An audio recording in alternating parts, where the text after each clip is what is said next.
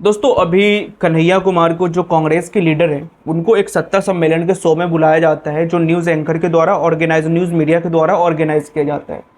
ठीक है, कन्हैया कुमार जो अभी पिछले लोकसभा चुनाव में दिल्ली से चुनाव लड़े थे और हार गए थे, अभी वो बिहार में राजनीति कर रहे हैं, बिहार के हैं और अच्छे वक्ता हैं, अच्छे तरह से अपनी बातें रखते हैं कांग्रेस के लिए। तो जब न्यूज़ एंकर के द्वारा तरह तरह के क्वेश्चंस पूछे जाते हैं, तरह तरह के ऊपर चर्चा होती है, न्यूज़ एंकर के द्वारा पूछा जाता है कांग्रेस का क्या विज़न है बिहार को लेके, कांग्रेस और आरजेडी का जो अलायंस है इन दोनों का क्या विज़न है, अगर बिहार में सत्ता में आती है आरजेडी कांग्रेस यानी गठबंधन बिहार में आती है तो फिर क्या विज़न है, मतलब शिक्षा का मॉडल क्या होगा, हेल्थ का मॉडल क्या होगा, ये सारी चीज़ों पर चर्चा होती है।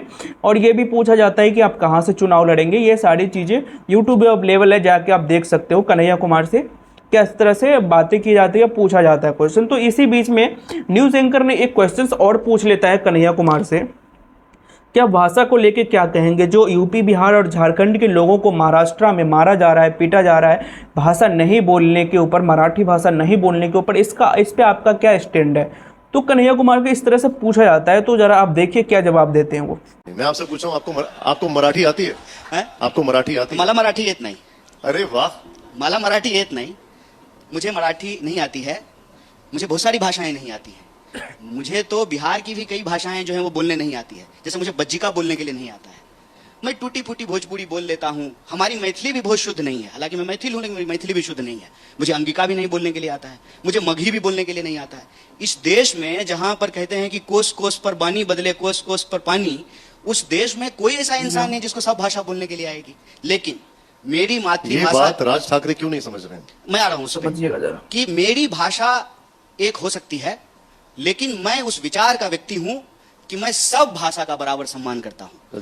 तो जब अमित शाह ने कहा कि अंग्रेजी नहीं पढ़ना चाहिए, अंग्रेजी पढ़ने से शर्म आएगा कुछ दिन में, मुझे तब भी उतना ही गुस्सा आया जब कोई और व्यक्ति, चाहे आप उसमें किसी का भी नाम लगा सकते हैं, कि एक भाषा को आधार बना करके, ठीक है, एक पहचान को आधार बना करके किसी को देश और दुनिया में, मैं कहता हूं, कहीं भी अपमानित किया जाएगा, मैं उस मत के साथ नहीं खड़ा होने वाला। जितनी प्यारी मुझे मेरी अपनी पहचान है, उतने ही सम्मान से मैं दूसरे के पहचान को देखता हूं और इस अधिकार के साथ खड़ा होता हूं कि इस धरती पे हम पैदा लिए हैं मनुष्य के रूप में, जितना अधिकार हमारा है उतना ही दूसरे मनुष्य का। कन्हैया कुमार से पूछा गया था कि आपका राज ठाकरे को लेके क्या कहना है, जो बिहार वासियों, यूपी वासियों, झारखंड वासियों के लोगों के साथ जो वहाँ पे मजदूरी कर रहे हैं, जो वहाँ पे ठेली चला रहे हैं, रिक्शा चला रहे हैं, जो कमा रहे हैं, उनके साथ जो दुर्व्यवहार होता है महाराष्ट्र में जो राजनीतिक पार्टियां हैं उसके कार्यकर्ता के द्वारा, इस पे आपका क्या कहना है। तो देखना बात को किस तरह से घुमाया है, किस तरह से जलेबी बनाया है इस बंदे ने बात को। इसने अमित शाह को कोट कर दिया, यानी अमित शाह को घसीट दिया। इससे पूछा गया था कि महाराष्ट्र में हो रहे भाषा के ऊपर दुर्व्यवहार के ऊपर आपका क्या कहना है, जो यूपी बिहार के लोगों को अपमानित किया जाता है, वहाँ पे मारा जाता है, पीटा जाता है, इस पे आपका क्या कहना है। तो इस बंदे ने ये कोट कर दिया कि अमित शाह ने कहा था कि अंग्रेजी बोलने में आने वाले टाइम में आपको शर्म लगेगी। भाई बिल्कुल अमित शाह ने सही कहा था, तुम अंग्रेजी को अपना रहे हो और हमारे देश का जो भाषा है, हमारे देश में सभी तरह के भाषा बोले जाते हैं, सभी तरह के लोग हैं, पर सबका आप सम्मान होना चाहिए, किसी का अपमान नहीं होना चाहिए, किसी भी को भी भाषा को लेकर नहीं पीटा जाना चाहिए, ये गलत है। राज ठाकरे का क्लियर स्टैंड है कि अगर दूसरे स्टेट के लोग आते हैं और वो मराठी नहीं बोल पाते तो आप उनके कान के नीचे बजाओ और वीडियो मत बनाओ। इस तरह का स्टैंड है राज ठाकरे का, इस तरह का स्टेटमेंट है। लेकिन इस बंदे से जब पूछा जाता है तो ये बंदे जलेबी पारने लग जाता है, बात को घुमाने लग जाता है। अब देखिए बात के घुमाने का भी रीज़न है ना, राज ठाकरे अभी उद्धव ठाकरे से मिल गए हैं और उद्धव ठाकरे इंडिया अलायंस का गठबंधन में है, यानी कांग्रेस के साथ है। अभी राज ठाकरे, अब माना सीधा सीधा बात आ गई कि राज ठाकरे भी अब इंडिया अलायंस में आ गए हैं, मतलब कांग्रेस के साथ आ गए, तो अब इनके ऊपर टिप्पणी कर नहीं सकते, स्टेटमेंट तो दे नहीं सकते हैं, तो इसलिए बात को घुमा के मतलब अमित शाह को कोट कर रहे हैं।